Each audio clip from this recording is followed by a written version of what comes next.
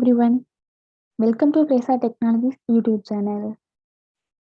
In this video, we are going to see about how to update AES billing date to a job or shipment in Fresh application. Initially, we have to log into our Fresh application. After your successful login, this is how your dashboard looks. Open the respective job or shipment. Now, we will be navigated to the shipment screen. Here, we have to click on the edit button.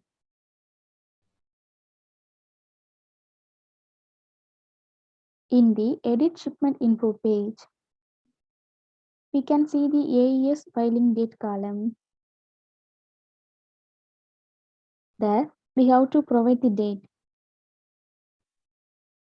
After providing the AES billing date, click on the Save Changes button. Now, the AES billing date will be added to the shipment screen.